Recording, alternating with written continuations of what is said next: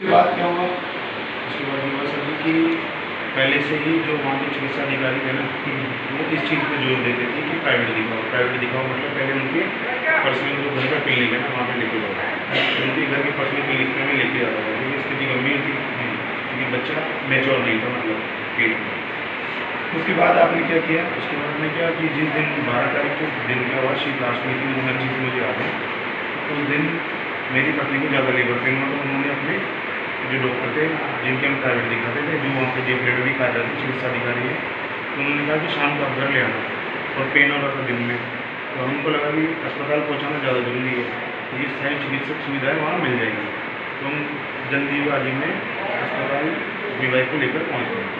तो वहाँ पे क्या हुआ ना कि लाइनें लगी हुई है, जैसे मैं पर्ची कटवा रहा हूँ तो बैकडोर से एंट्री हो रही है लोगों की, पर्सनल कोई जानकार या फिर उनके चाहने वाले हैं या जानने वाले हैं, या डॉक्टर के कुछ पर्सनल पेशेंट है उनको देखने वाले थे, उनकी पर्चियाँ बैकडोर से काटी जा रही थी। आप इमरजेंसी में बहुत नहीं हुआ जल्दी से? इमरजेंसी से ही मैंने ट्राई बनवाई मेरी वाइफ को, परंतु उसमें भी काफ़ी समय लगा इलाज लेने में।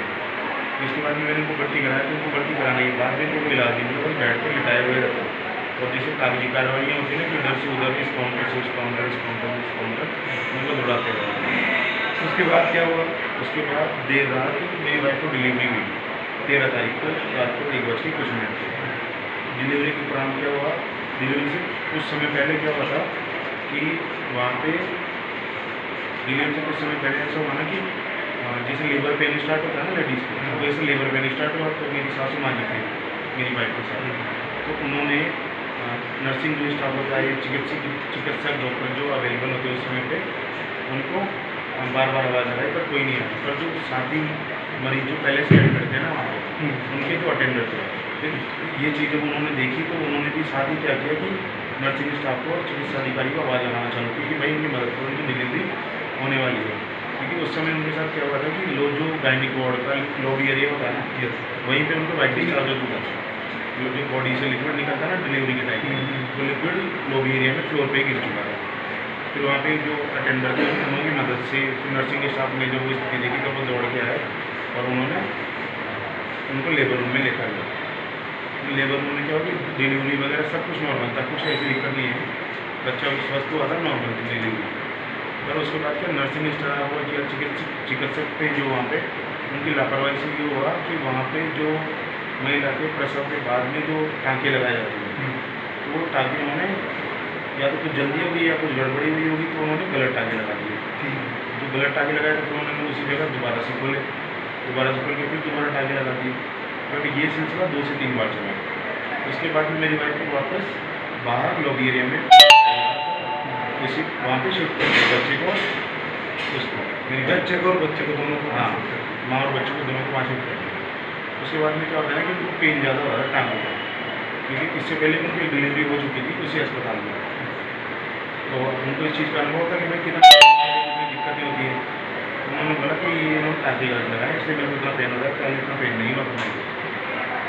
उस समय मेरी सासू ने मेरे को बुलाने के बाद रात के 3-2:30 का टाइम हो रहा होगा, तब मैं वहाँ पहुँचा, देखा तो जो सिक्योरिटी गार्ड थे पॉइंट पे, जो दिन में एंट्री करने नहीं देते, बदतमीजी करते अटेंडर के साथ, वो नाइट में सब अपने पॉइंट पे सो चुके थे।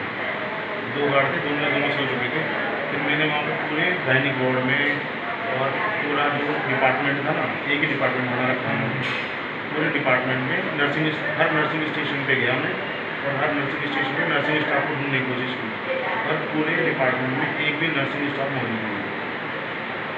फिर उसके बाद आपने क्या किया कि नर्सिंग स्टाफ नहीं मिला? उसके किसी बाद को सूचना दी? बिल्कुल, मैंने उसके बाद सीधा जो मेन गेट पे जो डिपार्टमेंट के जो मेन गेट पे जो सिक्योरिटी गार्ड थे जो मेन थे, उनको मैंने जगाया कि मैं बाबूजी मेरी वाइफ को पेन हो रहा है, टाँके शायद गलत लगे हैं, तो आपको नर्सिंग स्टाफ वगैरह कहाँ है उनको मिलेंगे, और थोड़ी सी मेहरबानी करके उनको जगह वगैरह दो, या कहाँ है कहाँ से हैं उनको ये सूचना दो। फिर वो गए। आपको सूचना देने के बाद वो कितनी देर में आए? वो 20 मिनट में आ गए। 20 मिनट में? हाँ। उन्होंने फिर प्रोसेसिंग क्या किया? वो आते उन्होंने वापस मेरी वाइफ को लेबर रूम में ले, लेबर रूम में लेके फिर टाली को, और उसके नेक्स्ट डे मेरे वाइफ को छुट्टी दे दी। पर इस बीच क्या हुआ कि बोलते हैं ना कि लड़का हुआ नहीं खुशी है, तो वहाँ की जो नर्सिंग स्टाफ थे, वहाँ के जो सिक्योरिटी गार्ड थे, वहाँ का जो और नर्सिंग स्टाफ या GNM स्टाफ जो भी होता है, उन्होंने मेरी पत्नी मेरी सासू माँ से बच्चा हुआ है करके मतलब पैसे लेने की कोशिश की। तो वो खुशी में थे तो उन्होंने दे दिए, परंतु उन्होंने ना जो उनकी जिम्मेदारी है, जो ड्यूटी होती है ना, जो निभानी चाहिए उनको, कि भाई अभी न्यू बॉर्न बेबी है, उसकी प्रॉपर क्लीनिंग वगैरह जो ज़रूरी चीज़ें होती है कि इन्फेक्शन ना हो, तो बच्चे की क्लीनिंग भी प्रॉपर नहीं की। जब बच्चा घर आया तब ये चीज़ें पता लगी, तो उस बच्चे को घर पर साफ सफाई की गई बच्चे की। आज अपन आए 17 तारीख 18 तारीख को गया। बिल्कुल, हाँ जी। ठीक है, तो जैसे कि आपको 13 तारीख को दे दिया छुट्टी, 14 को, हाँ जी। 15 और 16 को कहाँ रही थी? 15 और 16 को मेरी वाइफ को डिस्चार्ज टिकट मिल गया, वहाँ से डिस्चार्ज हो गई और घर आ गई मेरी वाइफ। ठीक है, घर आने के बाद क्या हुआ? घर आने के बाद में उनको पेन होता रहा, तो घर वालों का ठीक है डिलीवरी पेन होता है। और कल जब ज़्यादा तबीयत खराब हुई, उनके बुखार चढ़ने लगा, फेस पे स्वेलिंग आ गई, चेहरा उनका सूख चुका था, तो उनको हम सीधे वहाँ पर जेपी अस्पताल लेकर के भर्ती कराया। ठीक है, फिर क्या किया वहाँ के? वहाँ पे भर्ती कराया, वहाँ पे लाइन वाइन लगी हुई थी। अब जिन डॉक्टर को हम प्राइवेट दिखाए थे, मैडम का नाम था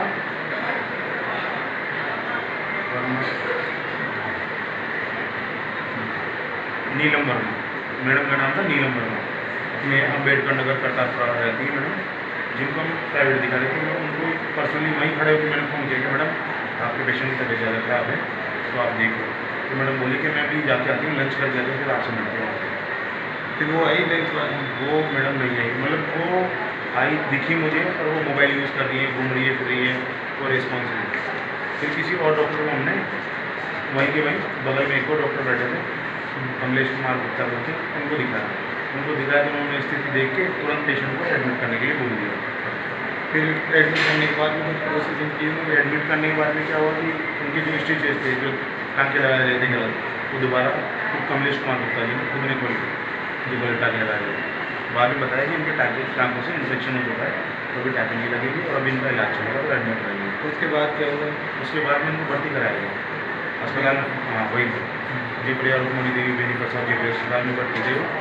तो भर्ती ये मतलब 6 घंटे तक उनको कोई सिरिंज, कोई मेडिसिन, कोई कुछ नहीं मिली कि कोई कम से कम एक दर्द निवारक या दर्द का कोई इंजेक्शन दे दे जिससे कि भाई पेशेंट को आराम से मिले, ऐसा कुछ नहीं, ऐसा कुछ भी नहीं हुआ। तो लास्ट में परेशान होकर के मुझे मेरे पिताजी को फ़ोन करके बताना पड़ा। तो मेरे पिताजी ने किसी वहाँ पे हमारे जो पुराने जानकार थे डॉक्टर कैलाश विजय, उनको कॉल किया।